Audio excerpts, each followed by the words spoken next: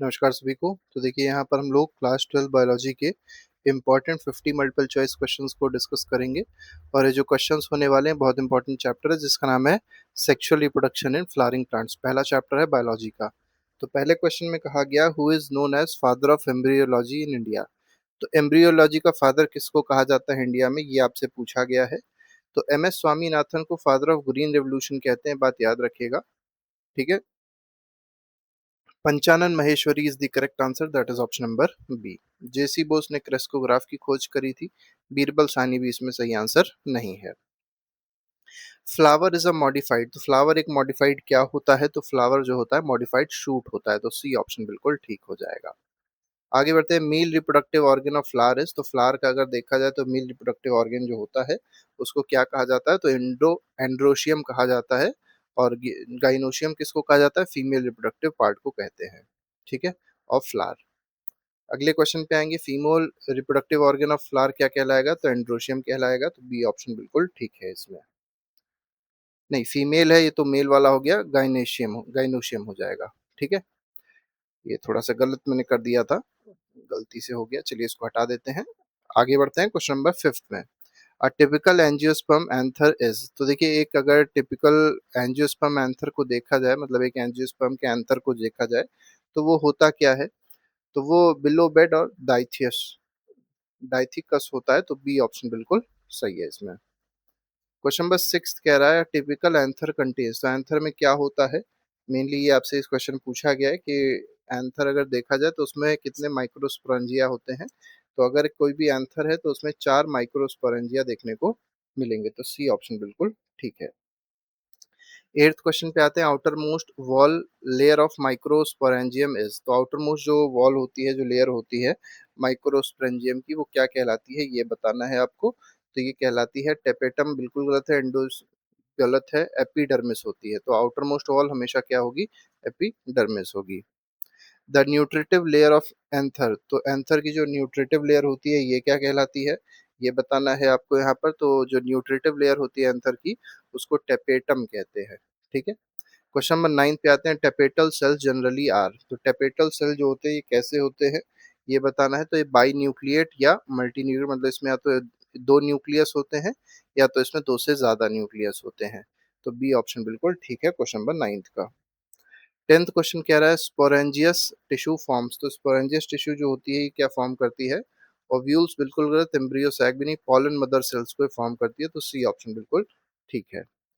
माइकोस्पोरेंजियस, तो microsporogenesis results in the formation of, तो ये जो बताया गया है ये किसके फॉर्मेशन में ये रिजल्ट करेगा, मतलब कब फॉर्म होगा ये बताना है आपको।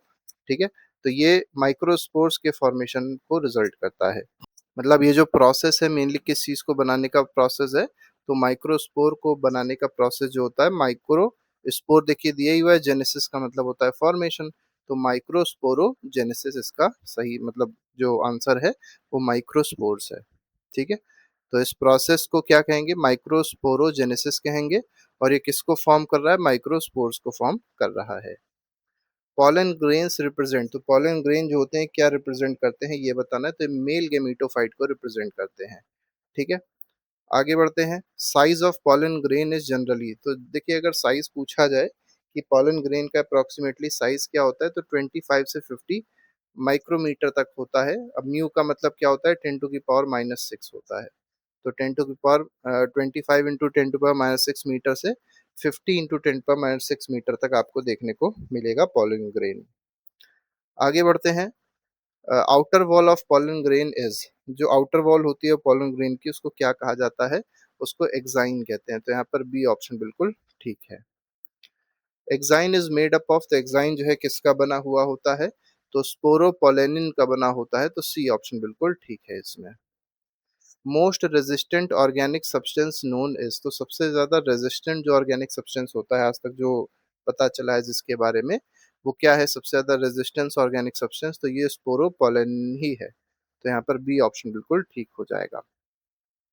Germ pores are present in, तो जर्म पोर्स जो होते हैं किसमें प्रेजेंट होते हैं, तो ये इंटाइन पे नहीं एक्साइन पे प्रेजेंट होते हैं जर्म पोर्स, तो यहाँ पर बी ऑप्शन ठीक है। इंटाइन कंसिस्ट मेनली ऑफ, तो इंटाइन जो है मेनली इसमें क्या क्या होता है ये आपसे पूछा गया है इसमें। लिग्निन नहीं होता, क्यूटिन भी नहीं होता है, सेल्यूलोज और पेक्टिन होता है। तो सेल्यूलोज और पेक्टिन होता है किसमें, इंटाइन में। 19th क्वेश्चन पे आते हैं, more than 60% angiosperm shed pollens at. तो देखिए ज्यादा मतलब 60% से भी ज्यादा एंजियोस्पर्म्स जो होते हैं वो अपने पॉलेंस को शेड कर देते हैं। कब शेड करते हैं ये बताना है। तो 2 सेल की स्टेज में वो शेड करते हैं ज्यादातर, मतलब 60% से ज्यादा एंजियोस्पर्म जो है वो 2 सेल्ड स्टेज में अपने पॉलेंस को शेड करते हैं। Carrot grass responsible for pollen energy is.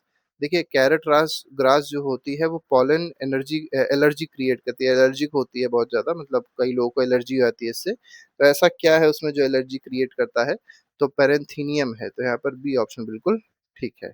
मतलब ये जो कैरेट ग्रास है जिसका नाम पेरेंथीनियम है, क्या क्रिएट करती है, पॉलन एलर्जी क्रिएट करती है। Pollen grains can be stored in. तो पॉलन ग्रेन्स को कहाँ स्टोर किया जाता है, किसमें स्टोर किया जाता है, लिक्विड नाइट्रोजन बहुत ही कम टेम्परेचर होता है तो इसमें स्टोर किया जाता है, मतलब क्रायोजेनिक टेम्परेचर इसको चाहिए होता है। Temperature of pollen bank storages. तो पॉलन बैंक स्टोरेज जो होता है इसका टेम्परेचर कितना होना चाहिए, क्योंकि देखिए आपने देखा लिक्विड नाइट्रोजन में स्टोर कर रहे थे तो यहाँ पे टेम्परेचर -96 डिग्री सेल्सियस के आसपास होना चाहिए। 23rd कह रहा है, female reproductive part of flower is. तो फीमेल रिप्रोडक्टिव पार्ट जो होता है फ्लावर का वो क्या कहलाता है, तो पिस्टिल कहलाता है। ठीक है, अभी हमने देखा था एंथर जो था, ठीक है, एंथर किसका था, एंथर मेल रिप्रोडक्टिव पार्ट था और फीमेल रिप्रोडक्टिव पार्ट पिस्टिल होता है। ठीक, आगे बढ़ते हैं। पिस्टिल कंसिस्ट ऑफ, अब पिस्टिल में कौन कौन सी 3 चीजें होती हैं ये आपको यहाँ पर बताना है क्वेश्चन नंबर 24 में। तो पिस्टिल बोला जाए या इसको फीमेल रिप्रोडक्टिव पार्ट बोला जाए तो इसमें ओवरी, स्टिग्मा और स्टाइल होता है। ठीक है, और स्टेमन और एंथर किसमें होता है, वो मेल रिप्रोडक्टिव पार्ट में होता है। आगे बढ़ते हैं, carpels fuse together are called. तो जो कार्पेल्स एक दूसरे से फ्यूज करते हैं उनको क्या कहा जाता है, तो उनको सिन कार्पस कहा जाता है। ठीक है, तो बी ऑप्शन बिल्कुल ठीक है इसमें। फ्री कार्पल्स आर, अब जो फ्री होते हैं कार्पल जो फ्यूज नहीं करेंगे उनको क्या कहा जाएगा, तो उनको एपोकार्पस कहा जाएगा। तो बी ऑप्शन बिल्कुल ठीक है। Ovule is attach to placenta by. तो ओव्यूल जो होता है वो प्लेसेंटा से अटैच होता है, किसके थ्रू अटैच होता है ये इस क्वेश्चन में आपसे पूछा गया है। तो ये फ्यूनिकल के थ्रू अटैच होता है, ये बात याद रखिएगा। 28 junction of funicle and ovule is. तो फ्यूनिकल और ओव्यूल का जो जंक्शन होता है इसको क्या कहा जाता है, इसको हीलियम कहते हैं। तो बी ऑप्शन बिल्कुल ठीक है। ओव्यूल में जो ओपनिंग होती है, ovule in opening in the ovule is called. तो ओपनिंग जो होती है ओव्यूल में, उस ओपनिंग को क्या कहा जाता है, उस ओपनिंग को कहेंगे माइक्रोपाइल। यही एक ओपनिंग होती है पूरे पूरे ओव्यूल में। Megaspore mother cell undergoes. तो देखिए मेगास्पोर अगर मदर सेल है ये क्या अंडरगो करेगी, इसमें क्या कौन सा प्रोसेस होगा, तो इसमें मियोसिस होता है। आगे बढ़ते हैं, question number 31, usually functional megaspores are. तो फंक्शनल मेगास्पोर्स कितने होते हैं ये आपसे यहाँ पर पूछा गया है। तो ये फंक्शनल मेगास्पोर्स हमेशा 1 होगा, तो 1 is the correct answer, that is option number D. आगे बढ़ते हैं, क्वेश्चन नंबर 32 पे आते हैं। Embryo sac develop from. Embryo sac develops from. तो एम्ब्रियो सैक कहाँ से कैसे डेवलप होता है ये बताना है आपको। तो एक फंक्शनल मेगास्पोर से डेवलप होता है, तो बी ऑप्शन बिल्कुल ठीक है। Most common embryo sac development is. तो मोस्ट कॉमन जो एम्ब्रियो सैक डेवलपमेंट होता है इसको क्या कहा जाता है, तो इसको कहते हैं मोनोस्पोरिक कहते हैं। ठीक है, तो सी ऑप्शन ठीक है इसमें। Mature embryo sac is. तो मैच्योर एम्ब्रियो सैक जो होगा वो कौन सा होगा इनमें से ये बताना है। तो 8 न्यूक्लिएट होना चाहिए और 7 सेल्ड होना चाहिए, याद रखिएगा 8 न्यूक्लिएट मतलब 8 न्यूक्लियस और 7 सेल्ड होना चाहिए। तो ये मैच्योर एम्ब्रियो सैक होता है। Egg apparatus consist of. अब एग अपैरेटस में अगर देखा जाए तो क्या क्या होता है ये पूछा गया। तो एक एग होता है और 2 सिनर्जिड्स होते हैं, तो यहाँ पर ए ऑप्शन बिल्कुल ठीक है। ठीक, question number 36, philoform filiform apparatus is present in. तो फिलीफॉर्म apparatus जो है किस चीज में प्रेजेंट होता है, सिनर्जिड्स में प्रेजेंट होता है, तो बी ऑप्शन इसमें बिल्कुल ठीक है। Transfer of pollen from anther to stigma is. तो देखिए पॉलन जो होते हैं वो एंथर से स्टिग्मा में जाते हैं। ठीक है, इस प्रोसेस को क्या कहते हैं, इस प्रोसेस को पॉलिनेशन कहा जाता है। ठीक है, question number 38 pollination with in the same flower, अगर सेम फ्लावर में ही अगर पॉलिनेशन हो रहा है तो उस टाइप के पॉलिनेशन को क्या कहा जाएगा, तो उसको ऑटोगैमी कहेंगे। हिबिस्कस फ्लावर में आपको देखने को मिलेगा। इसमें ये जरूरी है कि फ्लावर जो है बाइसेक्सुअल होना चाहिए, मतलब उसमें मेल और फीमेल रिप्रोडक्टिव दोनों पार्ट होने चाहिए। क्वेश्चन नंबर 39 कह रहा है pollination between flower of the same plant, तो सेम प्लांट के फ्लावर्स के बीच में अगर पॉलिनेशन हो रहा है तो उस टाइप के पॉलिनेशन को क्या कहते हैं, तो गीटोनोगैमी कहते हैं। तो गीटोनोगैमी कहेंगे तो सी ऑप्शन बिल्कुल ठीक है। मतलब पेड़ सेम था, उसमें मान लीजिए दो फ्लावर लगे थे, एक फ्लावर यहाँ था, दूसरा फ्लावर मान लीजिए ये था। इसके अंदर फीमेल रिप्रोडक्टिव पार्ट है और इसके अंदर मेल रिप्रोडक्टिव पार्ट है। तो क्या होगा, यहाँ से जो पॉलन होगा वो इसमें ट्रांसफर हो जाएगा और यहाँ पर मतलब पॉलिनेशन होगा, इस इन दोनों के बीच में जो पॉलिनेशन होगा फ्लावर के बीच में, तो इसको जीटोनोगैमी कहा जाएगा। तो ये बात याद रखनी है।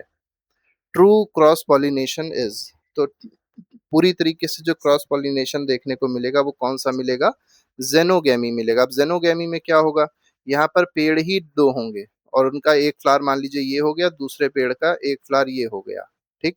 अब इन दो फ्लावर के बीच में जब पॉलिनेशन होता है तब उसको बोलते हैं ट्रू क्रॉस पॉलिनेशन बोलते हैं, ठीक है। तो इसको जेनोगैमी कहा जाता है। क्लीस्टोगैमस फ्लावर अकर्स इन, अगला क्वेश्चन है क्लीस्टोगैमस जो फ्लावर होते हैं ये कहाँ पर अकर करते हैं, तो ये वयोला, ऑक्सैलिस, कॉमनली तीनों ही सही है, तो इसमें all of these is the correct answer. Wind pollination is called, तो विंड पॉलिनेशन को क्या कहा जाता है, तो विंड की वजह से जब पॉलिनेशन होगा तो उसको विंड पॉलिनेशन कहेंगे, तो इसको कहते हैं एनीमोफिली, ठीक है। एनीम, जहां पर भी एनीमो मिल जाए तो समझिए it is related to wind. जैसे एनीमोमीटर होता है तो विंड की स्पीड को मेजर करने के लिए होता है।